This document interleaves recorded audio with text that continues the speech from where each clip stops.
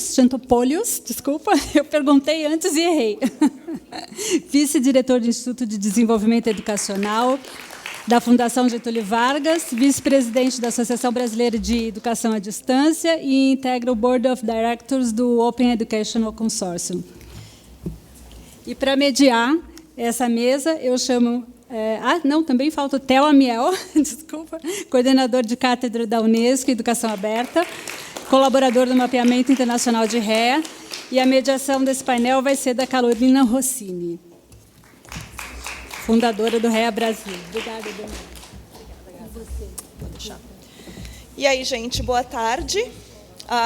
Por favor, levantem, vamos... Come on, levante.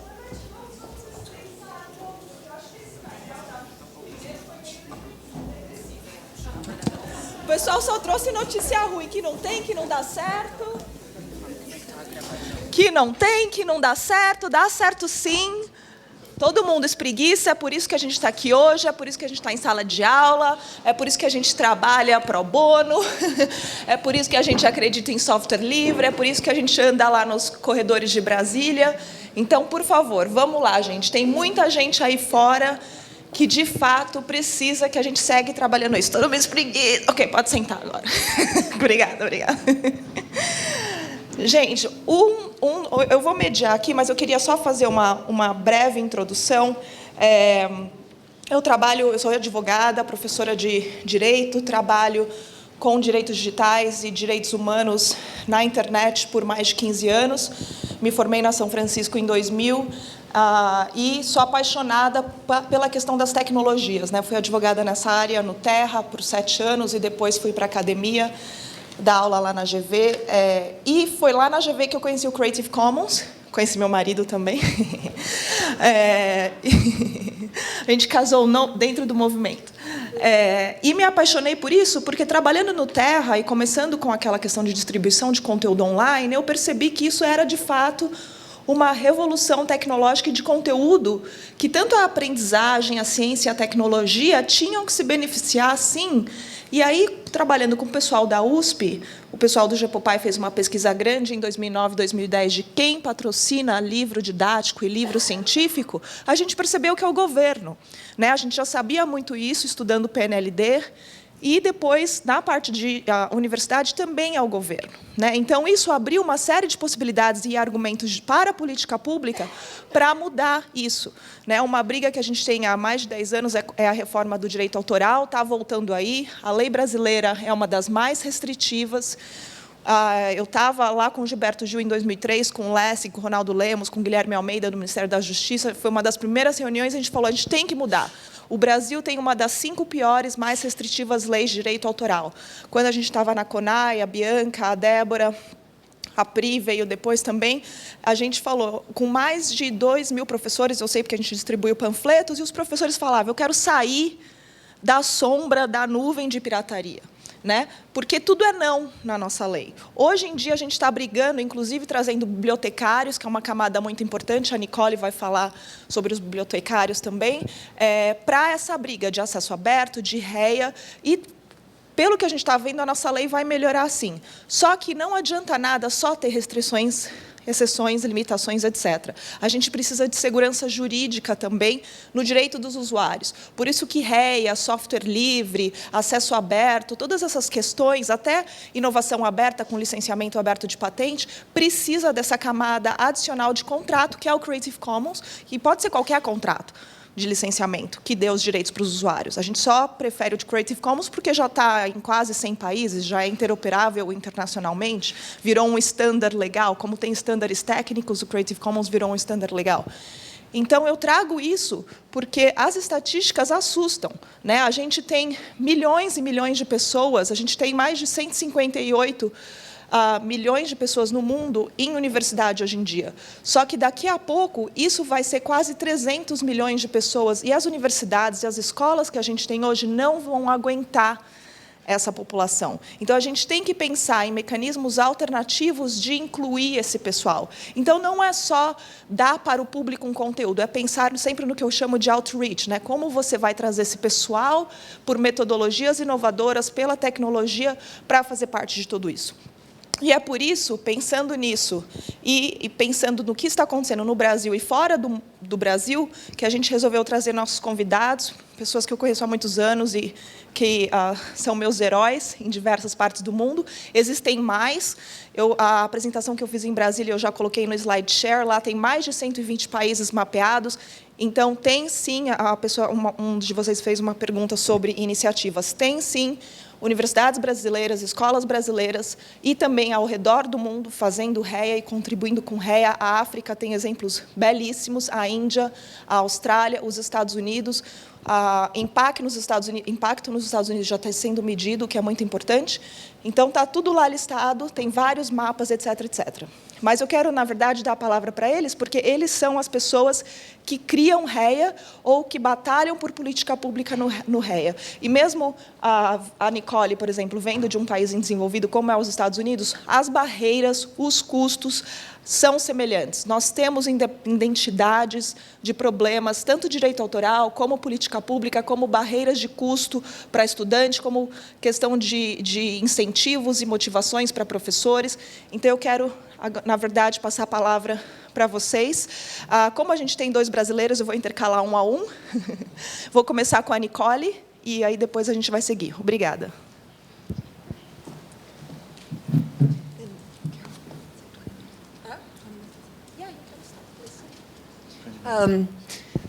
So, hi everybody, Nicole Allen. I represent an organization called Sparc based in the United States.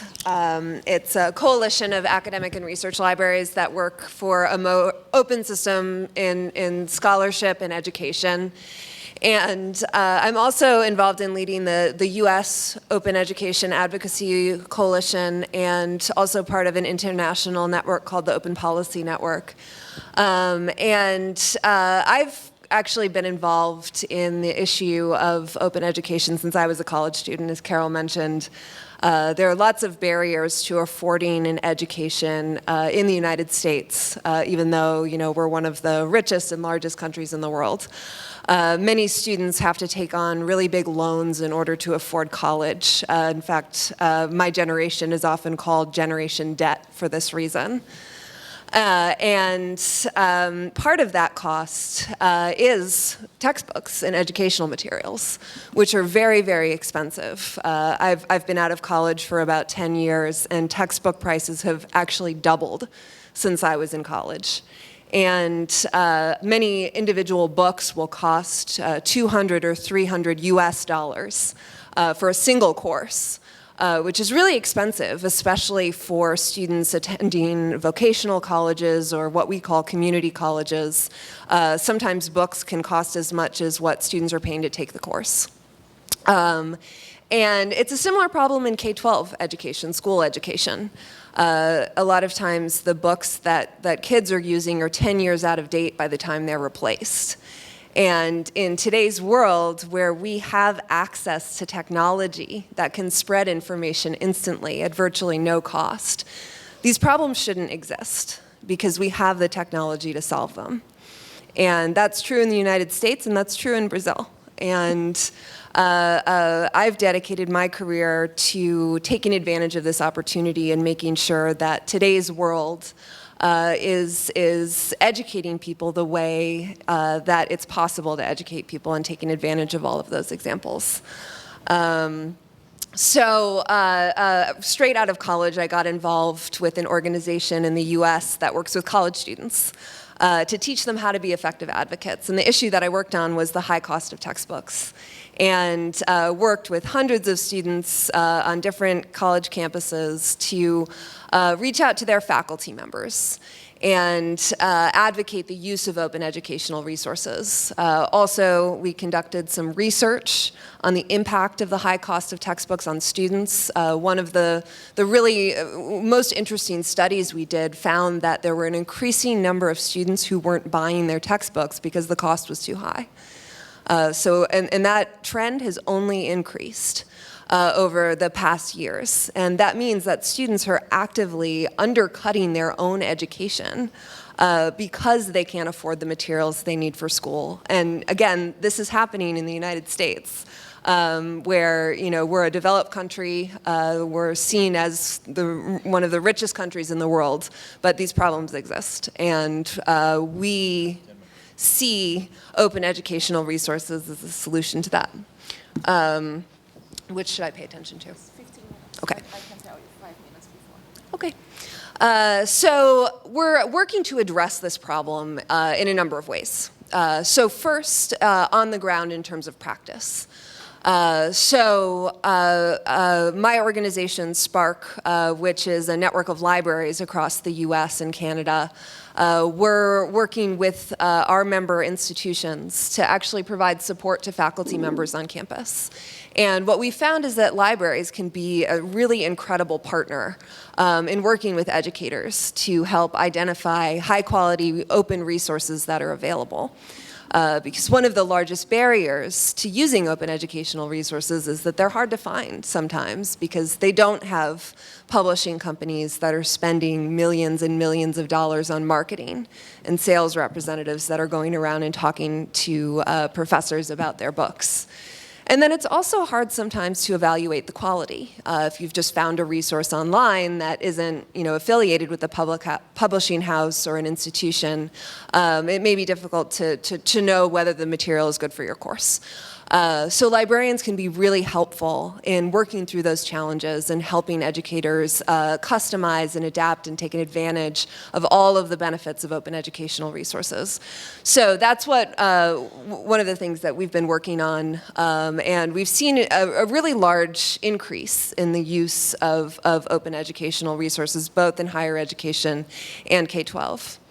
And then the other area where we're working is in public policy. And as we heard this morning, there's obviously a big role for public policy in moving forward open educational resources. I think both policy and practice need to work hand in hand because policies are only effective if the people who the policies affect have the tools they need to implement them. And so on the policy arena in the US, we've had some really, really exciting momentum. You'll hear a little bit more later today about that, but in the US, there was a $2 billion investment in a grant program for workforce training materials that requires that any materials developed are released under an open license as OER for anybody in the country or world to use, adapt, and share.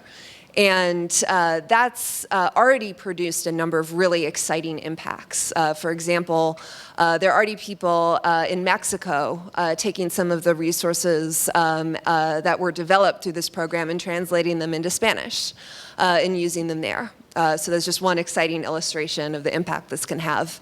And what we're working to do is to actually get President Obama to commit to adopting a government-wide policy that whenever we fund grants, whenever taxpayers pay for grants that produce educational materials, that those materials are made available as OER to the public that paid for them. It's only fair, right? If we're paying for them, we should be able to use them and get the full benefit out of our investments.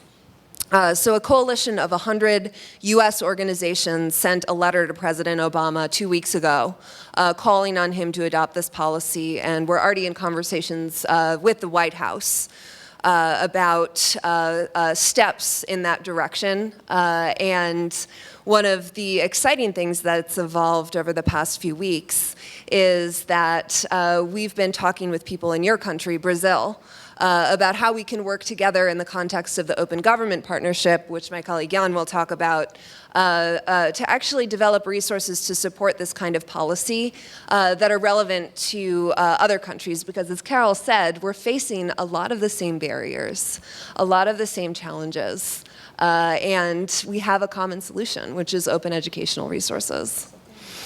So I just want to close by giving you a couple of examples of what I think are some of the most exciting impacts that open educational resources are having in the United States. And I'm excited to hear more examples of what's going on in your country. So I think really when we're talking about this in the public policy context, the savings for students is usually the biggest impact. And one project I'll just highlight is at a system of community colleges in our state of Arizona called the Maricopa Community Colleges. They have a program called the Maricopa Millions, and their goal is to save students $5 million over 5 years through the use of OER. And what they've done is taken and replaced their entire math curriculum, or almost their entire math curriculum, with free open educational resources, and they've already saved students more than half of their goal, over $3.5 million, and have already seen huge benefits in terms of how many students are taking courses and able to succeed in those courses. And that's led by a group of faculty members who took it upon themselves to work together to change the curriculum and move this forward. And then another example from the school arena in our state of Utah. The state actually spends a huge amount of money every year buying textbooks that are out of date, within a few years, and decided to adopt a program that would replace expensive traditional textbooks with open textbooks. And they actually worked with teachers across the state to adapt the textbooks to perfectly fit Utah's standards. For math and science. For example, replacing examples that discussed a mountain range on the other side of the country to examples that talked about a mountain range that's right in their backyard, which helps students learn better. And what they found is by doing this, they were able to cut the cost of textbooks for students, distributing printed copies of the textbooks to students, which they could actually keep at the end of the year. They cut that cost by 50%. Over what they were already paying, and on state standardized tests that all students have to take, students scored identically, whether they were using an open textbook or a traditional textbook, which means that they were able to reduce costs, increase access to the materials without having any negative impacts, which I think is a really compelling example. And finally, I want to talk about what I think is just an incredibly exciting project. In our state of Virginia, a school decided to really think bigger about open educational resources and the impact it can have on students, and developed an entire degree program in business administration that uses open educational resources in every single course. So a student can literally graduate that institution without paying a single dollar for textbooks. And at this particular institution, it's what we call a community college, which is career-focused. It's usually a 2-year degree, very practical skills. And it has a much lower tuition than a lot of the bigger colleges. And they were able to cut the out-of-pocket costs for students by about 1/3 by doing this. And what they're finding is not only are more students staying in the courses and finishing the courses with higher grades, but the institution itself, the college itself, is actually able to keep more money because students aren't dropping out of courses. They were finding that lots of students were dropping out of courses because they couldn't afford the materials and weren't doing well enough in the course. But if you give them free materials to learn from, they're able to complete the course, and the institution is able to actually retain those students. And in the state of Virginia, public schools, the amount of funding they get from the state depends on how many students are actually able to graduate with degrees. So this is just one example of how the use of OER has actually helped an institution become more effective and educate more students.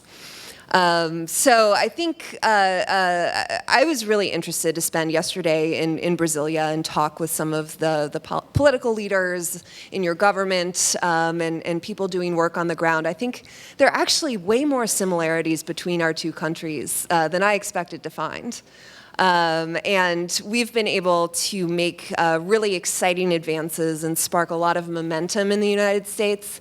And I think all of you are in a position to do the same thing in your country. And I hope that in having this opportunity to come and talk with all of you and meet all of the wonderful people here in Brazil, that we can actually work more closely together. So thank you. Bem, muito obrigada, Nicole. Thank you, Nicole, for your participation. And one thing that I would, que eu gostaria de que você I can resume summarizing in English in a second. Uma coisa que seria legal também contar para o pessoal é quais os próximos passos. What are the next steps for this, and what are the benefits that you are seeing later? So, if you can address that later, and if we, se todos os nossos palestrantes puderem também falar um pouquinho sobre isso. E uma coisa que eu queria fazer, que eu não fiz no começo, devia ter feito, é, de fato, agradecer a vocês do BID Social, obviamente, por receber a gente, promover isso, o pessoal do Instituto Educadigital, que eu acredito muito e me juntei como conselheira exatamente porque as meninas fazem um trabalho imenso. Eu não sei como elas têm condição de dormir, a quantidade de coisa que elas fazem, maravilhosas aqui em São Paulo, em Brasília, em todo quanto é lugar. E um dos claros exemplos é esse vídeo lindo, né, que já virou, como fala, referência lá fora de vídeos falando de REA, porque muitas vezes é uma coisa difícil de explicar, né? Como é isso? É tecnologia, é conteúdo, é direito autoral? Do que a gente está falando? Então, agora eu vou passar a palavra para o Tel Amiel, da Unicamp, para falar um pouquinho da experiência deles. O Tel trabalha com REA, eu acho que antes até do que vários de nós aqui, o Stravos do OSW, exatamente em função de todo o trabalho dele com educação digital e a longa distância, que ele trouxe para o Brasil muito dessas metodologias lá via Unicamp. Você quer esse aqui? Obrigado, Carolina. Eu vou falar para vocês rapidamente desse projeto da Cátedra da Unesco, bem rapidinho, e depois eu queria apresentar 4 iniciativas com dados bem específicos para poder alimentar um pouco a discussão em torno de REA. A gente ainda não tem uma quantidade enorme de informações sobre o que acontece no Brasil e na nossa região em termos de recursos abertos e educação aberta, porque é um conceito ainda em sedimentação, mas algumas coisas eu gostaria de apresentar que eu acho que podem ajudar a discussão.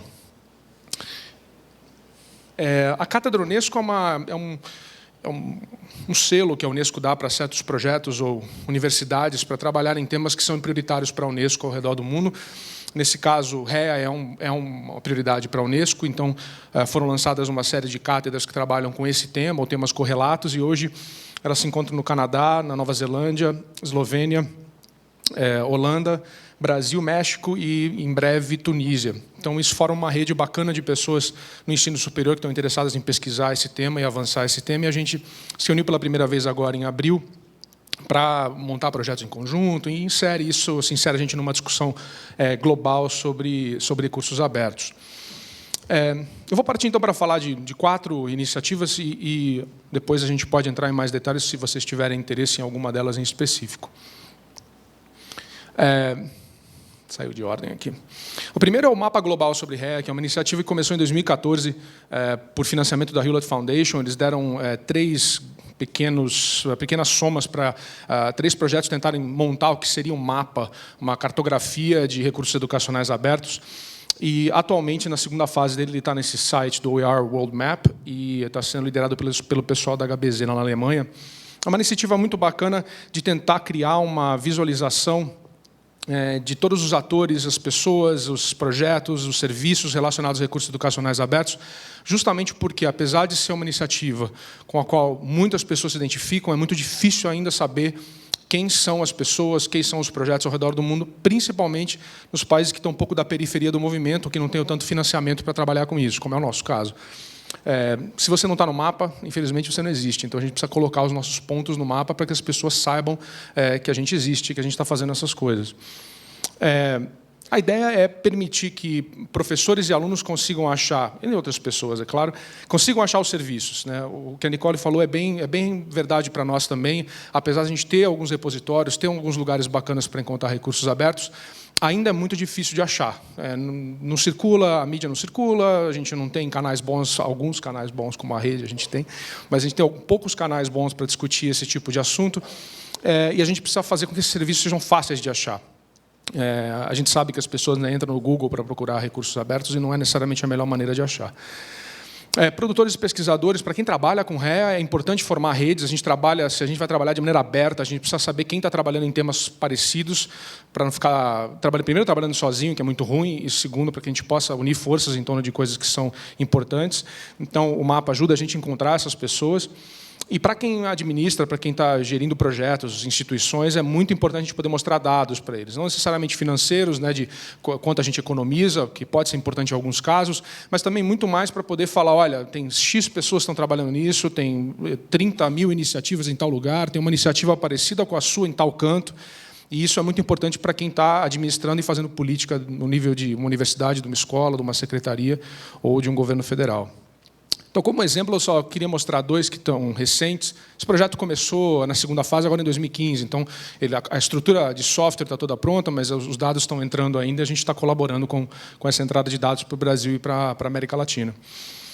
Esse projeto, o Untitled Educa, que é um projeto que foi apresentado lá na Câmara, o Sebastião estava lá, ele começou a criar esse texto, a gente deu uma arrumada para colocar essa história, para contar a história do projeto Untitled Educa, que é um projeto muito bacana aqui no Brasil.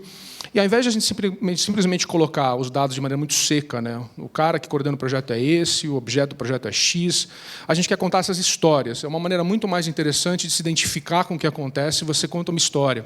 E por trás das histórias você tem os dados que interessam, que são quem são as pessoas, quando começou, quem que financia, e a gente consegue abstrair esses dados de maneira, né, inteligível por máquina, mas a gente apresenta uma história. Né? E a história do projeto Untitled Educa é muito interessante, e é um jeito de você encontrar alguma iniciativa similar, se você estiver procurando. Fala, pô, esse cara fez tal coisa, como é que eu posso fazer isso no meu projeto? Né? Alguém que pode dar Enter aí? Obrigado. Vai precisar dar de novo daqui a pouco. É que saiu fora de ordem. Um outro projeto que já demonstra um pouco mais, que demonstra um pouco mais a estrutura de dados do mapa é o livro didático público, é uma iniciativa muito bacana do Paraná, que agora já expirou, mas os recursos ainda estão disponíveis online, e os livros didáticos são muito bons. A gente pode catalogar desde o idioma, site, quais são os tipos de público, quais os temas abordados, que é um formato de dados abertos, né, que são legíveis por máquina, que permitem também fazer toda essa comparação por trás. Então, você tem acesso aos serviços, a histórias e tudo mais. E eu convido vocês a entrarem em contato com o pessoal, a escrever suas próprias histórias, se vocês quiserem que eu faça intermediação, que a gente é o parceiro estratégico para o Brasil, eu posso ajudar de alguma maneira. Mas isso vai rapidamente, até o final do ano, vai estar cheio de informações com os dados que estão entrando aos poucos. Bom, esse primeiro projeto foi do mapa. O segundo, eu queria falar de repositórios. A gente fez... repositórios são integrais para o movimento REA. A gente precisa ter acesso a esses recursos, a gente precisa entender melhor como esses repositórios são estruturados no nosso contexto. A gente fez um estudo muito grande por conta desse protótipo da Hewlett Foundation de tentar entender os repositórios da América Latina. Como é que está o estado dos repositórios, com enfoque no ensino básico na América Latina. A gente olhou para 24 países, conversou com pesquisadores e experts, ou pessoas que tinham interesse no movimento, perguntando para eles quais eram os repositórios exemplo que eles conheciam na América Latina, e a gente resolveu olhar esses repositórios. A gente fez uma enormidade de dados que a gente levantou, que são dados que estão disponíveis depois, mas a gente fez o nosso pequeno mapa, e a primeira coisa que foi super curiosa é que a gente descobriu que tinha repositório em tudo quanto é lugar que a gente não sabia. A gente muito facilmente sabe dizer repositórios que estão disponíveis na Europa e nos Estados Unidos, mas a gente não tem muita facilidade de dizer que tem um repositório na Guiana, por exemplo, que você poderia olhar algum recurso. E alguns deles são ótimos. Nicarágua tem repositórios maravilhosos que a gente pode acessar, a gente simplesmente não sabe que eles existem. Então, essa foi a primeira coisa, é botar a gente no mapa, né? E depois analisar exatamente o que eles oferecem. Vou trazer só alguns desses dados, e o resto está tudo disponível depois, mas algumas coisas que eu acho que são interessantes de analisar nesse contexto, para a gente entender o nosso contexto de REA, é que a maioria das iniciativas são públicas. E dessas iniciativas, que são quase 3/4, né, 74%, dessas, 3/4 delas são de nível federal. Isso mostra como, isso é evidente também na literatura, que a gente vê que o Brasil e os países da América Latina, às vezes até cooperando, criaram repositórios por iniciativa de governo. Isso é um histórico que a gente tem, e é evidente ainda hoje que o espaço público domina o nosso conceito de REA. Isso é muito positivo em alguns aspectos, mas falta um pouco de diversidade ainda. Um outro dado que eu acabei apresentando ontem, que eu acho interessante, que é uma atenção para a gente muito grande, é que a gente não tem ainda uma presença extremamente forte do software livre nos repositórios, que para nós é uma grande contradição. É importante que a gente consiga engajar o movimento REA junto com o movimento software livre, e nesses repositórios a gente vê ainda uma predominância de software original, de software que a gente não consegue definir o que é. e uma presença meio balanceada aí de uso de software livre. Isso precisa melhorar. E, por último, que é o mais interessante, é que desses repositórios recomendados para a gente olhar como repositórios abertos, 44% deles tinham uma licença, que é um copyright, quer dizer, uma restrição enorme de acesso aos recursos, todos os direitos reservados. E 20 não tinham nenhuma indicação de licença, o que significa que quase, aí, de novo, 3/4 do repositório, 60 e poucos %, que eram para ser abertos, na verdade, não são em termos legais. O que, para nós, no começo, causou uma certa confusão, mas ficou claro, à medida que a gente foi olhando para os dados, de que não é uma intenção de ser fechado, mas é uma falta de saber comunicar a intenção de ser aberto. E isso é muito óbvio em vários dos repositórios. A gente precisa melhorar e ajudar as pessoas a comunicar melhor a intenção de abertura, porque não adianta nada você dizer que isso é aberto, mas a pessoa vai lá entrar no repositório para baixar alguma coisa e não sabe qual é a licença daquele recurso. A gente precisa melhorar muito no nosso espaço, e uma das nossas ambições agora é pensar nesse meio do caminho. Não é o cara que está numa universidade grande, que, teoricamente, em alguns países tem recurso para montar um mega sistema de repositórios. A maioria dessas iniciativas são iniciativas de governo, com algumas 3, 4, meia dúzia de pessoas que têm financiamento aí por 1, 2 anos para fazer alguma coisa e faz o melhor que pode. A gente precisa ajudar essas pessoas na camada do meio aí a criar repositórios melhores, né? O terceiro é sobre a produção acadêmica. E é um jeito que a gente fez um estudo bibliométrico para tentar entender o que se produz sobre recursos